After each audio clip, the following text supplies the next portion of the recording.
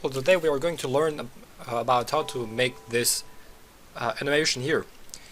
It's a simple animation with a dice falling right over here from the right hand side to the left. You can make it however you want. You could make it just drop from the top, however you like it, but today we are going to do this like that. Also, I have made another render like this.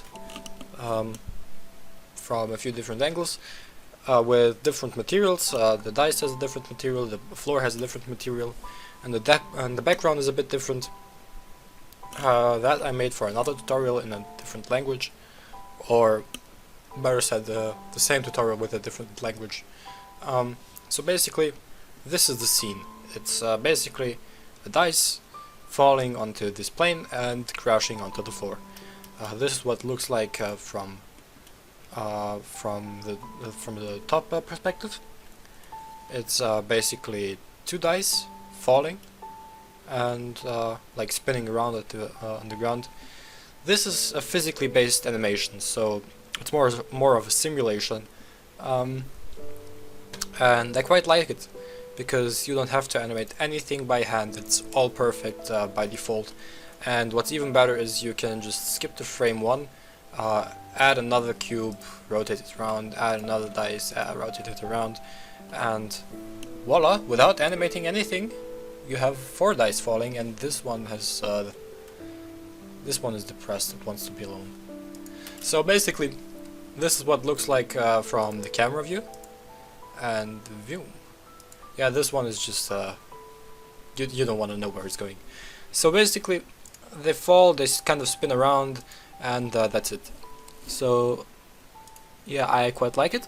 We have some heavy depth of field, if I can show you. I'm just gonna drag this around and turn off the gizmos. It's a bit of an intensive task for my CPU based PC, but here we have it. One is in focus, and then the other two aren't, because we've set the focus to be right here. So anyways, without talking any further, we can add a new scene. This is what it should look like when you enter Blender. I'm just going to enable my screencast keys add-on so you can see everything I do in the lower right hand side. So here you can see middle click, right click, left click. So yeah, we can get started. So basically what we're going to do is reset our cursor because I've set it right over here. Therefore we press Shift S, cursor to world origin, and there we go. We select the cube, make sure everything is selected. If it's not, then just simply press A and it should select everything. Press Ctrl, Shift and B, and you can add segments like this. I will add them like I will add a few segments with my mouse wheel. You can add more or less by dragging it up or down.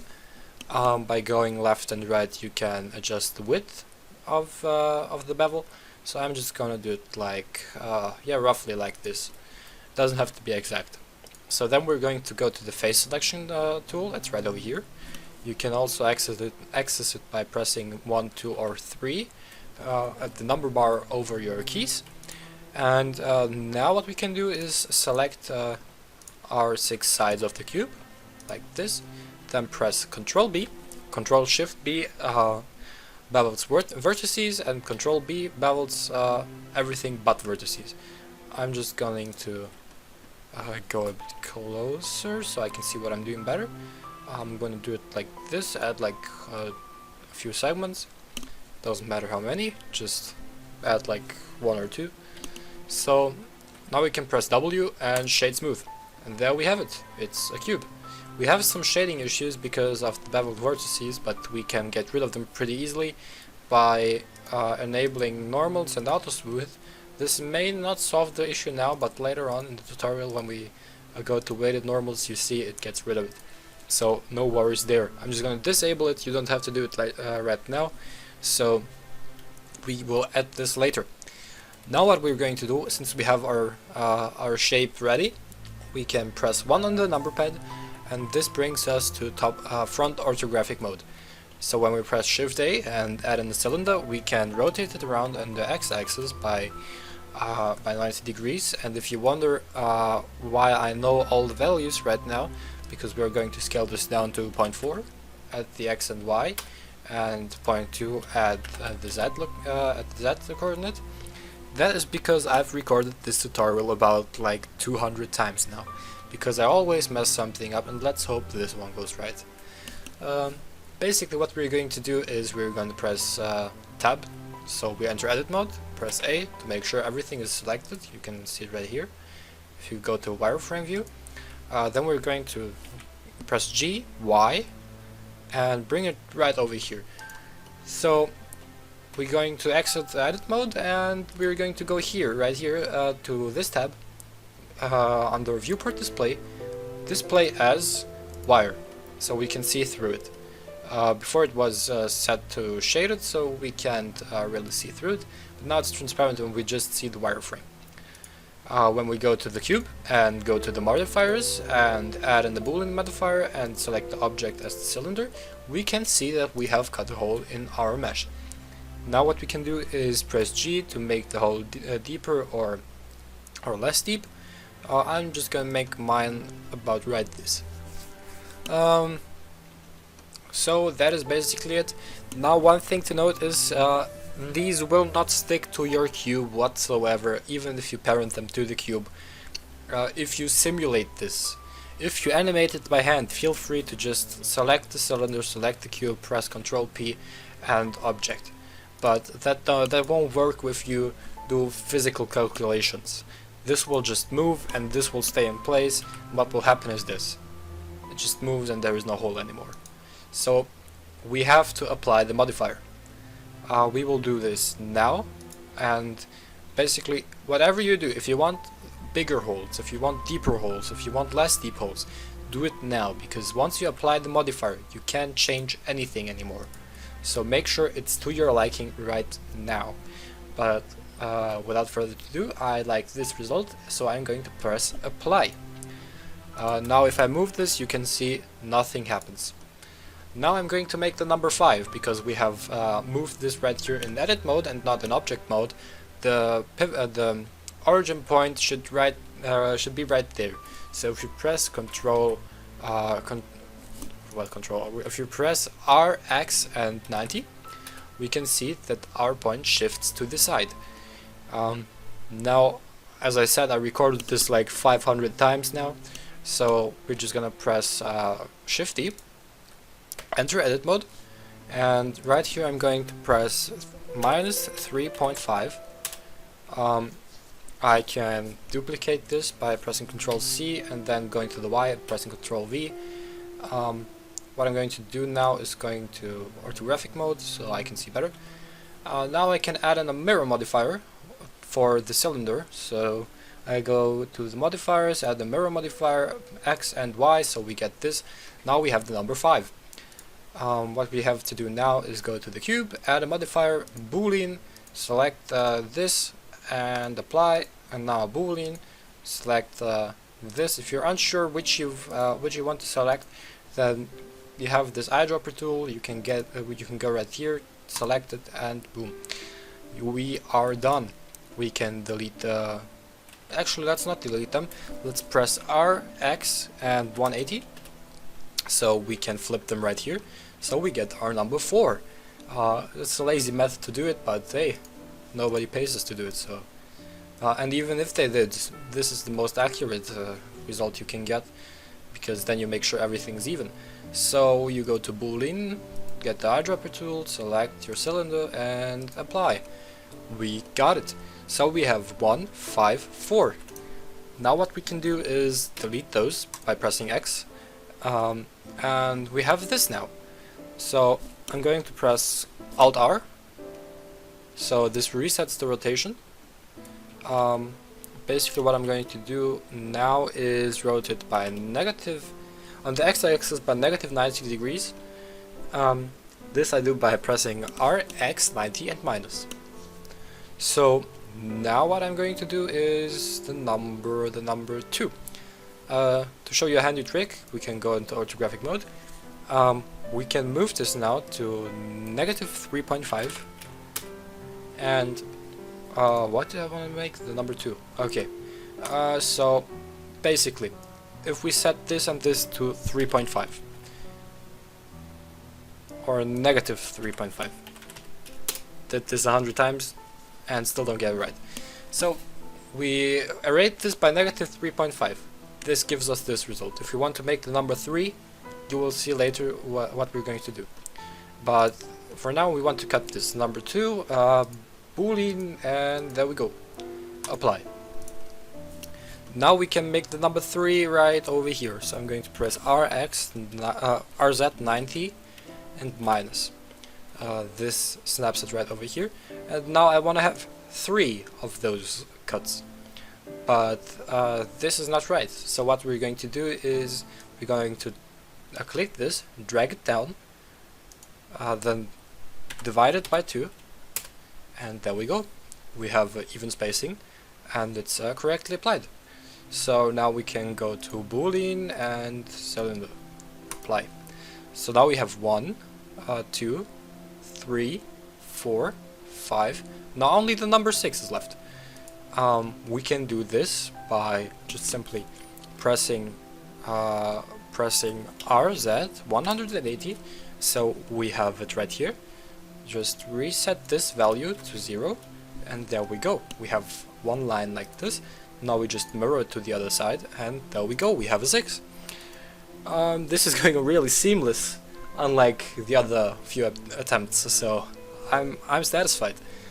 Now what we can do is boolean and select it. Yeah, there we go. Apply. Now we don't need these anymore since we have, let's make sure, 1, 2, 3, 4, 5, and 6. We can press W, shade smooth, and this makes the inside smooth. But now, if we go to, well, let's not go anywhere, because these corners are pretty sharp, and I don't really like sharp corners, and neither do you, believe me. It does look really unrealistic when you have that sharp of a corner, especially if you have multiple of those sharp corners. So we're going to bevel this. I'm going to set the bevel method or the limit method to angle, and now we directly see what this gives us. We can play with the width, but it doesn't really change much because it won't let you go further than a certain amount because we have clamp overlap selected. If we were to delete this, we would see horrible artifacts. So, oops, not loop slide, clamp overlap. So this value is the furthest we can go at all, which we are going to use. I'm going to add 3 segments, or maybe 4. That's at 4. I'm going to hit apply, and that is basically all of the modeling. But if I apply matcap, let's go to matcap and enable this one. You don't have to do this. I just want to show you. We have this horrible artifacts and lines of bad shading, and basically it distorts the light. It should be like I don't know, a 6-sided thing or an 8-sided thing. I'm not sure anymore, but it should be everything but this. And you can see those horrible shading lines. Now we want to get rid of them. And I've shown you before, weighted normals is the way to go, and now we have this. It's perfect, it's flat, no bad shading or anything, no weird lines. So this is what we wanted to have right from the start. So we won't apply this because yeah, it should be dynamic, and that's it. We can go back. I don't like the matcap, so I'm just going to disable it. I'm used to this. But real dice aren't 2 meters by 2 meters by 2 meters. I don't know what that is in imperial scale. It's imperial? Yeah. It's 6.56 feet. I don't know imperial scales, so I'm just going to go back to metric. Basically what we want this to be is 5 centimeters, or whatever scale of dice you want. I don't know many dice which are bigger than 5 centimeters, but okay, just go for it if you want a bigger one or a smaller one. So now I'm going to press Ctrl A to apply the rotation and the scale, And that's it. That's all of the modeling we have to do. Now it's just to add in the cube and move it down by pressing GZ, and by pressing Control you can snap it to the grid. So I'm going to move it down by one snap. I will press G to move my dice over here. I'm going to press my cube. I'm going to select it. I'm going to hit Shade Smooth and go here under Normals to Auto Smooth. And that's basically it. What I can do now is add in a plane. I'm going to scale it way down, like this. R, Y, and 45, negative. Let's move it right about here. This is just so the cube can collide with it and roll down. We can name this dice underscore. So now it's dice underscore. If we make another one, it's dice underscore 001. So that's why I like to add underscores. So everything needs to have physics properties now, because if we hit play, nothing happens. Everything is static. If we go to the cube and select, let's see. The physics tab, it's right over here, and add in a rigid body. We have to set it to, I'll set it to box, but we have to set it to passive, because if we don't set it to passive, it will just fall, and we don't want that. So we set it to passive, it stays where it is, and this as well. I'm going to go to rigid body, click passive. I'm going to go to mesh. Now here under the sensitivity, I would like to later change this value, maybe if it intersects with the cube, so we can see how that changes things. So now we need the rigid body over here as well. We can just let it be convex hull. It's basically what I used for my animation, and you simply don't notice anything bad. I'm going to reposition my camera a bit, not to the final view, but some view, so I get this in the frame. We can adjust it later. So now I'm going to hit play, and something happened. I'm not sure what.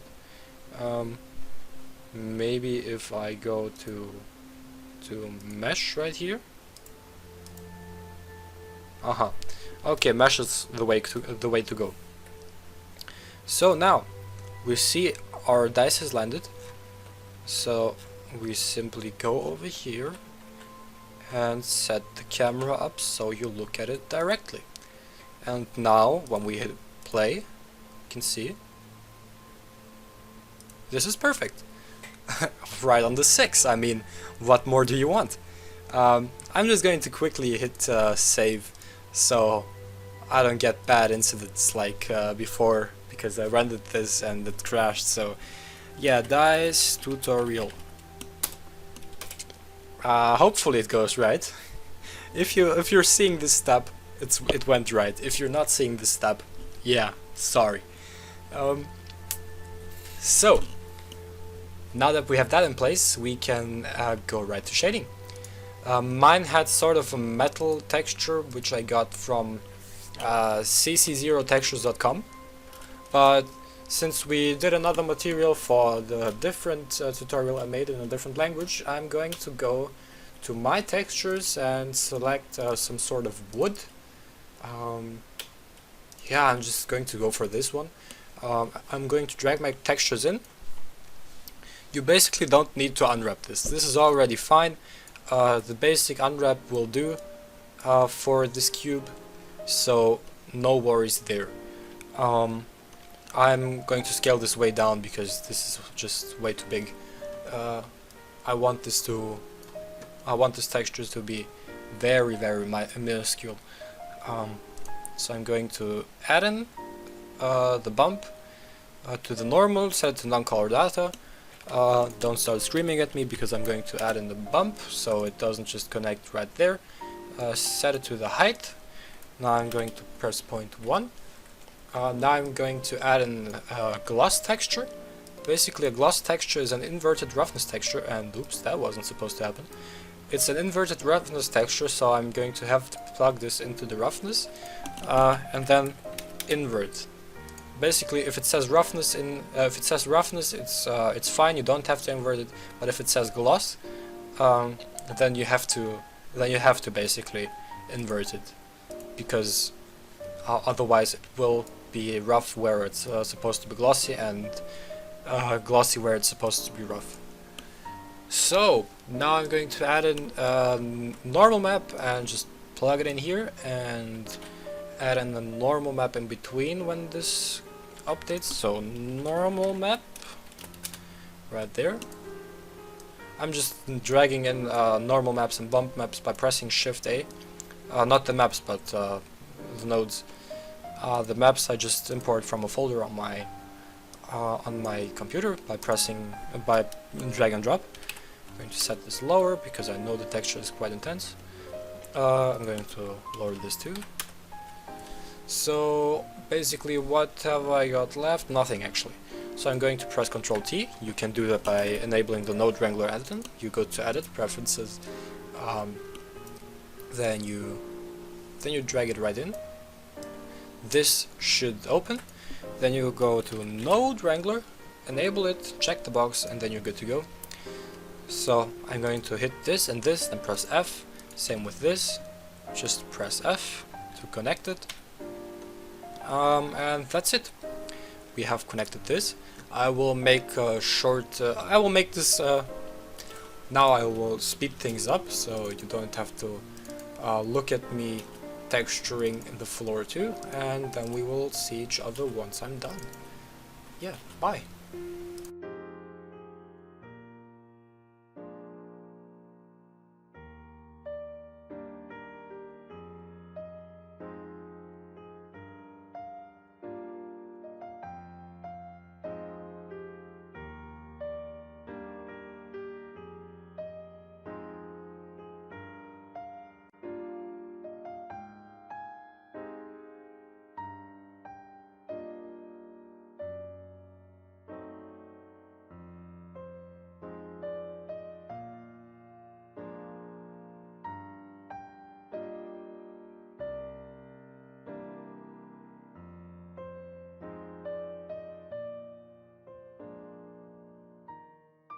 So now what I'm going to do is get this texture and make it way smaller by just increasing the size of it by 10, or like a bit more, maybe 12.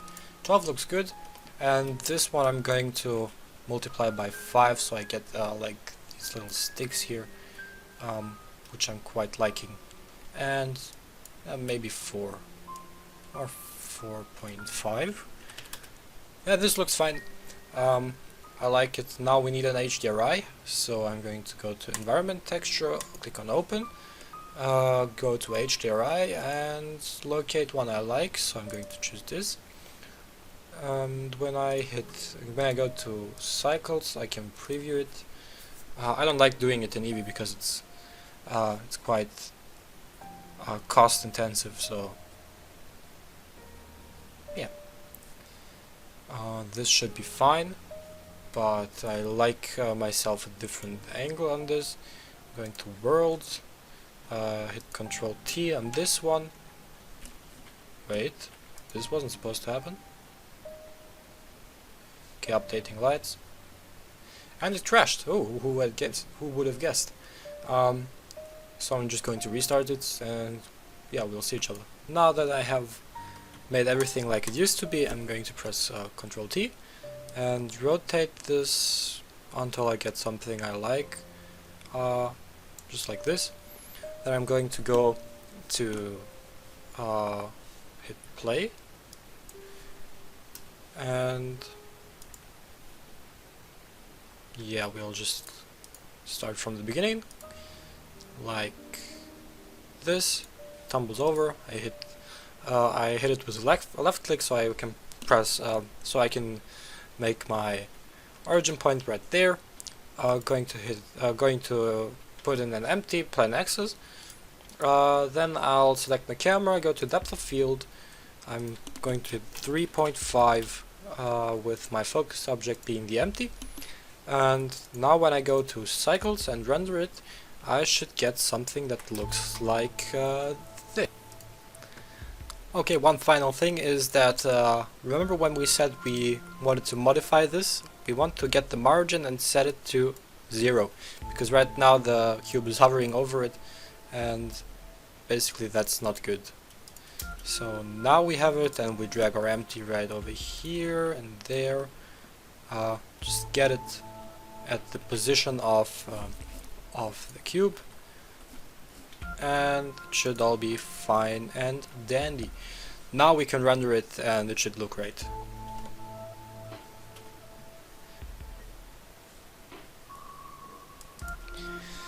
So we are done. Look at it. It's pretty. You can see everything we did. There is our little dice, and the most beautiful thing is, no matter how many dice we want, here we want this, just rotate it a bit, bring it a bit higher to get some more variation and timing, so they don't rattle in all at the same time. Rotate them a bit differently and they will fall all uniquely. So basically if I hit play, you can see all of them. Okay, this one doesn't want to be in the shot, he wants to be somewhere else, but hey. Now we could say the animation stops at frame right about frame 73. Then we just limit this to 73. Hello? 73. And basically they don't enter the frame right until you can see him clipping. You can see them clipping through the ground, but you won't actually notice that when you view it. Anyways, you can just make the plane go a bit more over there at the x-axis, because that happens at the first collision because they pick up so much speed. So just make it a bit more to the right, or make the fall a bit less, and that'll help. So we can see they don't enter until frame 11, so we can just render the animation from frame 11 to 73, and that is our animation. That is everything. I hope you liked it, I hope you learned something. Yeah, and we will see each other next time. Bye!